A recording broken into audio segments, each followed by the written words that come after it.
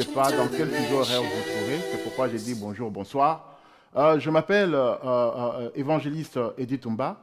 Je viens aujourd'hui parler sur un thème que j'ai intitulé la mission intégrale de l'Église. Qu'est-ce que la mission intégrale de l'Église? Oui, bien aimé, aujourd'hui, nous voyons que la mission de l'Église n'est pas seulement d'implanter des églises, ce n'est pas seulement d'annoncer l'Évangile. Ce n'est pas de ça que je veux parler, mais bien entendu, je vais essayer un peu de fusionner les deux.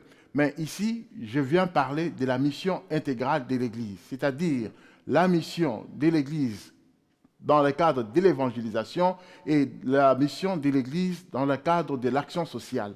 Oui, il y a un certain temps, les hommes de Dieu, des théologiens, des grands théologiens, se sont mis ensemble pour trouver la solution à ces problèmes. Ils se sont dit, non, l'Église ne peut pas rester seulement au niveau de l'évangélisation ou de la proclamation de l'Évangile et de l'implantation des églises. Tout ça est bien beau, mais ils se sont rendus compte qu'il y a quelque chose qui manquait. Et c'est quelque chose-là, c'est l'action sociale. Et c'est ainsi qu'ils ont décidé d'appeler cela, dans un terme qui est assez simple, la mission intégrale de l'Église. Voilà, c'est ces messages-là que j'apporte au peuple de Dieu, c'est ces messages-là que j'apporte maintenant à l'Église de Dieu. Oui, ce même problème se pose encore aujourd'hui. Nous avons encore ce même problème-là en ce temps-ci. Oui, nous voyons que l'Évangile est proclamé. Nous voyons que les églises sont implantées. Mais est-ce cela suffit? Je ne pense pas. Parce qu'il y a encore des défis qui nous attendent. Quand nous regardons le monde, quand nous essayons un peu de nous retirer et de regarder un peu le monde de loin, nous verrons qu'il y a encore assez beaucoup de problèmes au niveau social. La pauvreté bat son plein. La criminalité, n'en parlons même pas. Les gens sont marginalisés. Et face à ces défis-là, l'Église ne peut pas rester bras croisés. L'Église ne peut pas laisser passer. Parce que dans la fonction des églises, il y a par exemple, je peux dire que l'église est un rassemblement pour l'adoration, pour la prière, pour l'enseignement, pour la fraction de pain et la prédication de l'évangile.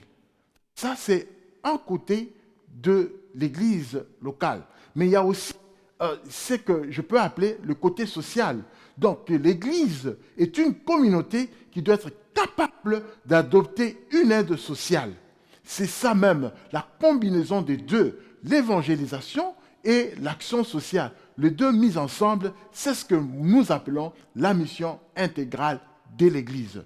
Bien-aimés, il est important que nous puissions, nous chrétiens, aujourd'hui, nous rendre compte qu'il y a un besoin qui manque à l'action de l'Église. C'est cette action-là sociale.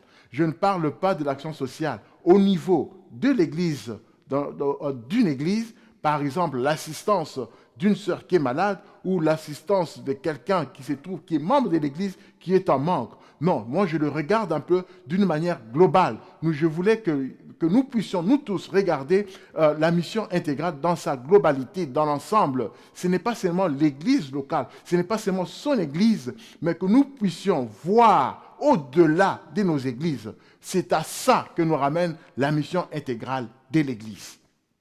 Parce que si nous prenons Christ pour modèle, nous devions être capables de voir que Christ lui-même, quand il est venu sur la terre, quand il était sur la terre, il a proclamé l'Évangile. Il a enseigné.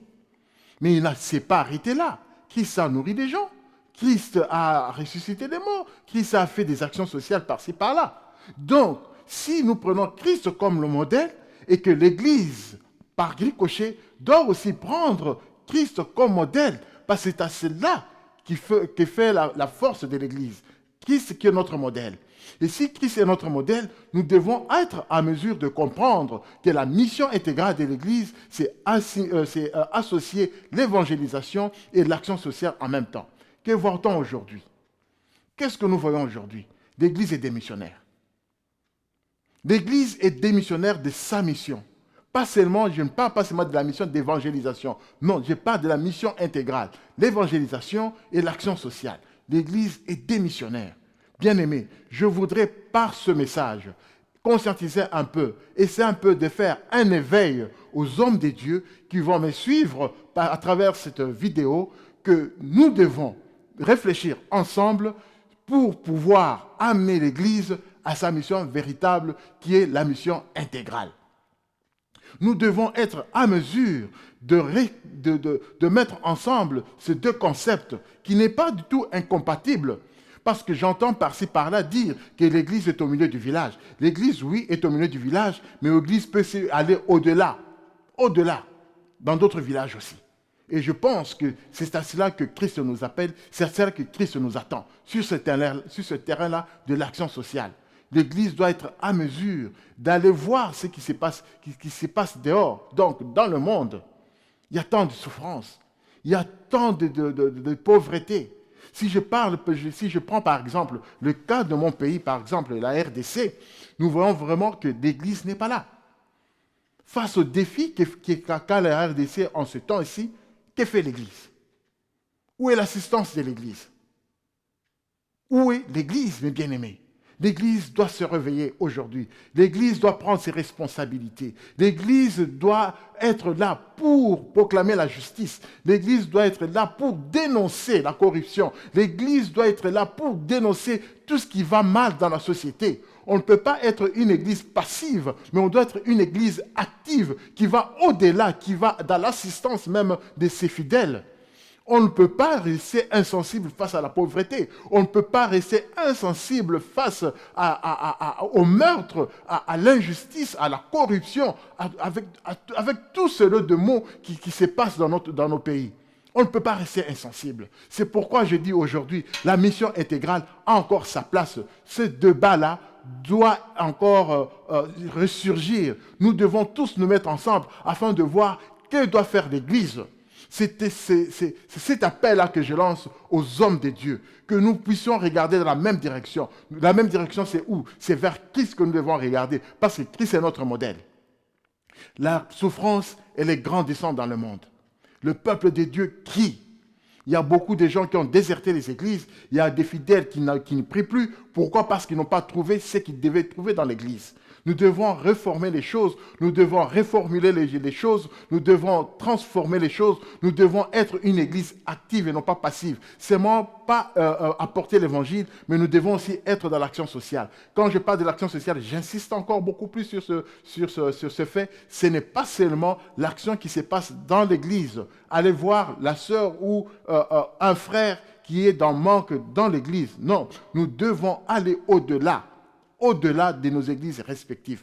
Nous prenons par exemple la parole de Dieu. Dans Galates 6, 2, la parole de Dieu nous dit ceci. Portez les fardeaux les uns des autres et vous accomplirez ainsi la loi du Christ. Voilà, la loi du Christ dit ceci. Portez les fardeaux des uns des autres. Si tu trouves que ton frère ou ta sœur a un fardeau, tu peux l'aider à porter ce fardeau-là.